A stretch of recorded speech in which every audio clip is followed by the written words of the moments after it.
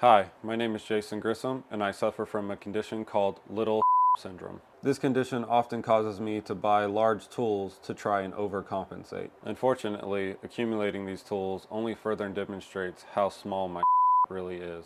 If only there was something I could do to make my a little bit bigger. Wait, I might have an idea. I mean, it could work. No. Oh wait, Eric's always talking about how small his is. Maybe he's got some suggestions. Let's see if he'll text me back.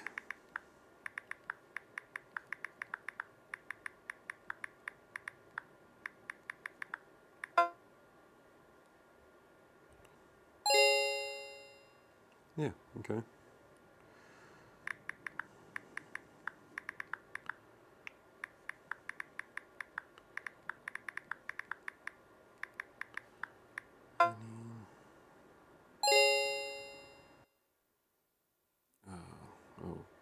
Okay. Thanks.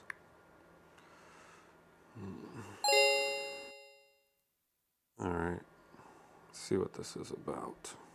Jason, what's going on, man? One of the things that I built to save tons of space in my shop is a flip-top tool cart. Witness that sweet rotating action. And Jason's kind enough to leave a link to that video and plans. Okay, that's enough. That's enough. All right. Okay, let's build a flip-top cart. So the first part of building this flip-top tool cart is breaking down all this plywood. We'll need 2 pieces for the sides, 2 pieces for the drawer section in the middle, 1 piece for the back of the drawer, and 4 pieces for the top. For the top, we'll have 2 of these larger pieces and 2 of these smaller pieces for the midsection. Oh yeah, and as you can see, I already cut this. And since I have all the pieces cut, it's time to start assembling. Well, not exactly. Hold on. You sit on a throne of lies. Before we start assembling,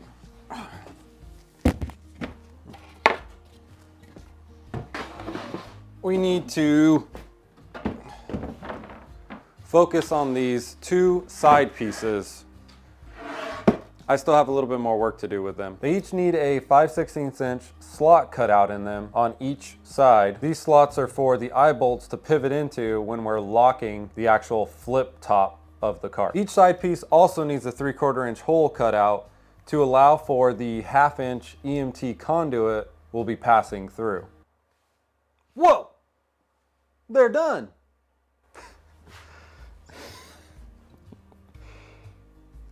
Oh, it's YouTube. Sorry. All right, let's get them assembled.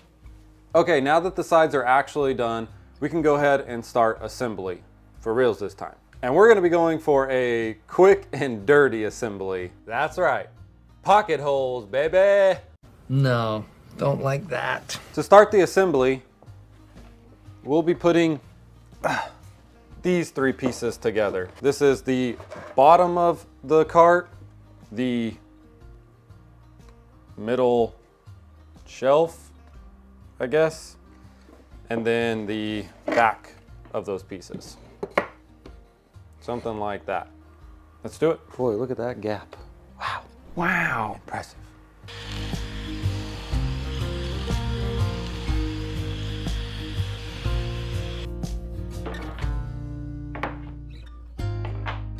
Okay, so I was just about to start assembly on this section, but then I kind of had a change of heart and I thought I would talk about it. So Eric did pocket holes on the inside, and then from the bottom, he just drills screws straight up. And that's not a bad idea. I thought that it was kind of pointless. Like originally I was like, who cares? It's the back of the thing. Nobody will ever see it. But then I started thinking about it, and you'll see it, because when I'm using this cart, I'm gonna have it out in the middle of my shop, and depending on where I have my camera set up, you're gonna see like pocket holes. And I don't know. Does it really matter? No. But I'm going to do it the way Eric did it anyways. But you make your own choice whether you care that people see the pocket holes or don't care. I mean, this would be nice and easy, but I think it's just as easy screwing from the bottom. That's what she said. No. And I think either way, you're getting the same amount of like clamping force. So I don't think the piece is going to suffer at all from like an integrity standpoint. So yeah, let me continue putting this thing together. Hey everyone, editing Jason here. Originally I planned on doing a voiceover for this bit, but instead, I'm just going to shut up and let you enjoy the rare moment of peace and quiet in a wood shop.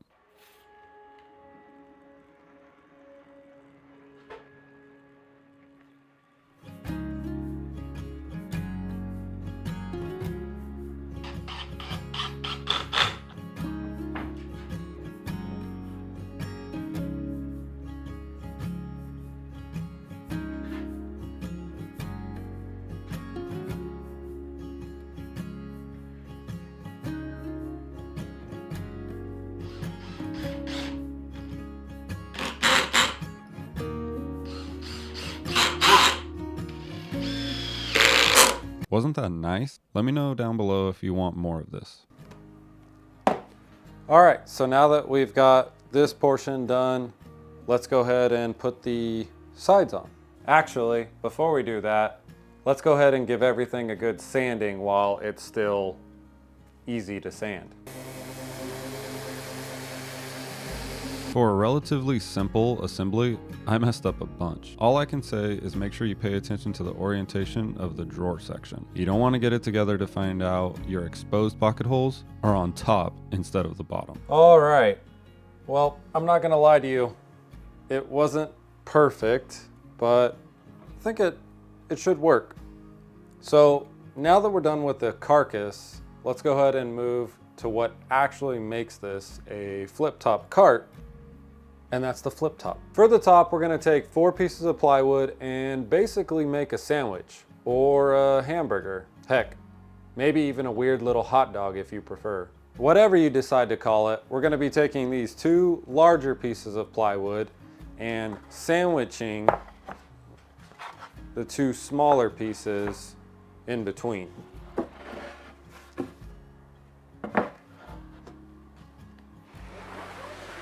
Like that. And the idea is to make sure we leave a gap in between these 2 pieces to allow for the conduit to fit. Now you want to be sure that this gap is big enough to fit whatever size conduit you're using. This is 1/2 inch EMT conduit. Actually, it's like a rigid conduit, I guess. In demonstrating this, I realized that I have a problem. No one would make that connection. You see, the idea is that when this is all sandwiched together, that conduit piece is just floating around inside there. And as you could see, mine's a little proud. So when we set this piece on top, it doesn't work.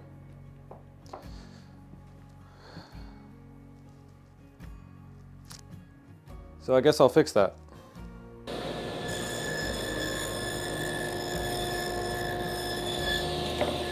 Okay, so I got that fixed, but holy smokes, I was about to start putting it together. And again, I realized I missed something. We have to put the notches in here for the eye bolts to go into. So it's not that it would have been impossible to do that afterwards, but I think it might have been a little bit more tricky. Maybe? I wonder if I could just do it with like a router. Not sure. You'll know in a few seconds what I decide. Yeah, I decided to do it the way Eric did. Just pay attention to where you have your hand and always use clamps to help support the workpiece.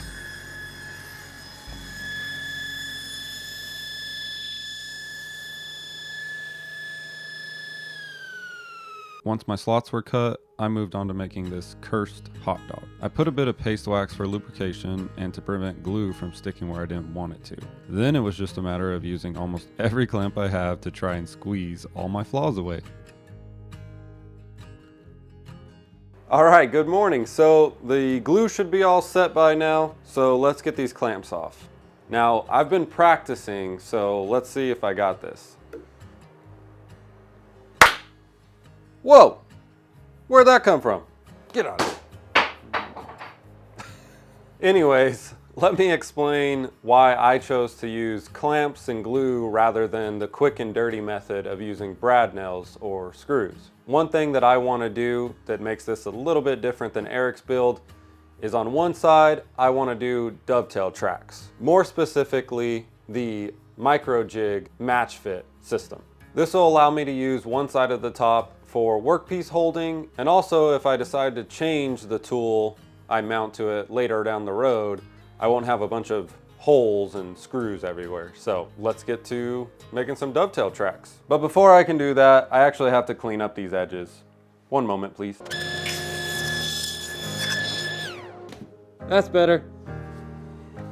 To make the match fit tracks, I just used my DeWalt plunge router with a straight edge. A little advice, wear a mask.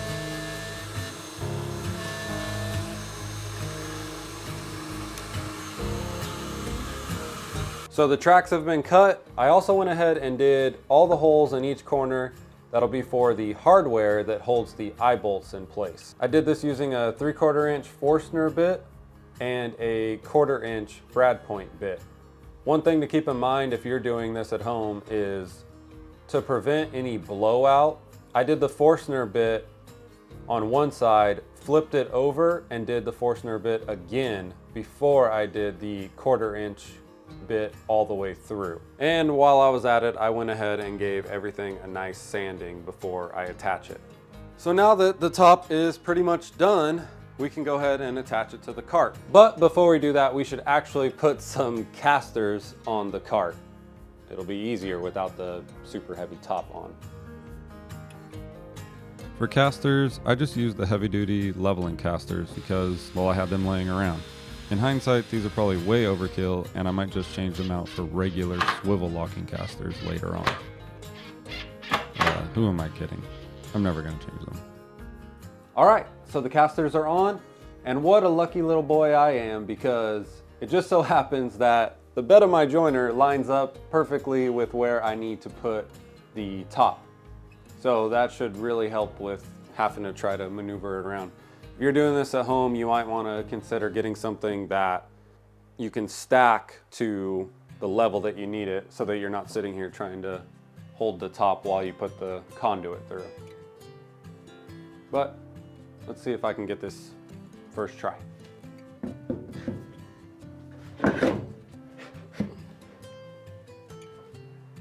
All right, that was pretty easy. Now, I am supposed to have these washers in there. I don't know if I'm actually bowing out or if the plywood is a little crooked. Something to be aware of when you're using cheap plywood. But cheap is better than nothing. All right, where's that conduit? Okay, whoa, whoa, whoa, whoa. Go. Get in there. Eric made this look a lot easier. Come on. Oh man, no wonder.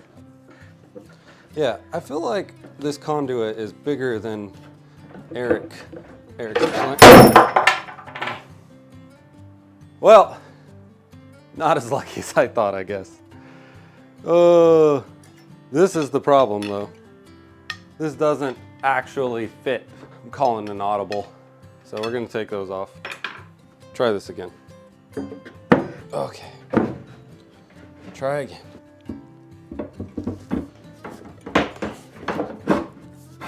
Much better. All right, I'm gonna try to just hold it now. Since I went, whoa! There's using that back. All right. Heyo! Definitely rubs more than I thought it would. Now let's get the hardware installed so it doesn't just flip-flop all over the place. I use some 5/16 by 4-inch long eye bolts, some 1/4 2.5 inch long bolts, some 1/4 wing nuts, but you could definitely use just plain nuts, and a handful of 1/4 inch washers. Oh, and some 5/16 nuts. For the knobs, I decided to make some with my 3D printer. The 5/16 inch nut fits right in, like this. For assembly, I first started by putting the eye bolt in the slot, doing my best to center it with the hole. Then I put the 1/4 bolt through the hole with one washer already on it. Then from the underside, I put another 1/4 inch washer, followed by a wing nut. Then it's just a matter of swiveling the eye bolt over and snugging it all up. Well, this thing's feeling pretty solid now. I think it's time we put some tools on top. I mean, that is why we built it, right? The first tool I decided to install was my oscillating spindle sander. This thing doesn't get used that often, and it's not super heavy, so it was a perfect candidate for the match fit side. Once that was all snugged up, I could flip the table over for the next tool. The other tool I'm going to install is my DeWalt lunchbox planer. This thing is a pain in the ass to get to. It's way too heavy and awkward to carry around all the time, and I use the heck out of it, so it's a perfect candidate for the tool cart.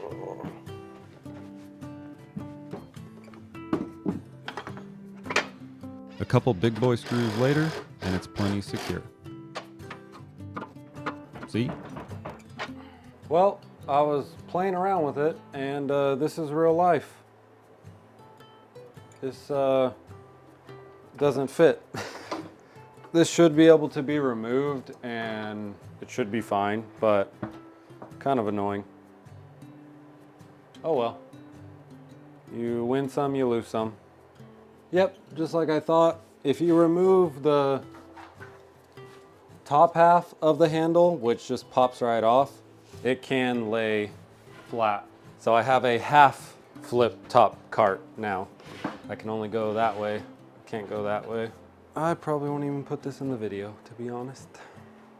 Oh, and now that the spindle sander is on the cart, I can get rid of this old bathroom vanity I was using as a makeshift stand for it. See ya!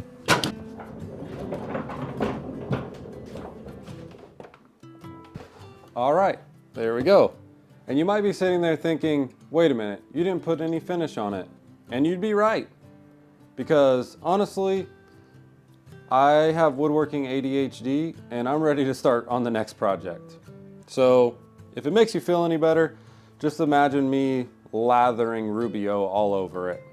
Oh yeah, and you might be like, hey, there's no drawer. And that's because I don't have any drawer slides right now. I'll do that later. Sure. Yeah. Okay. All right, and now that I've made my small shop a little bit bigger, time to take care of my small. Bye.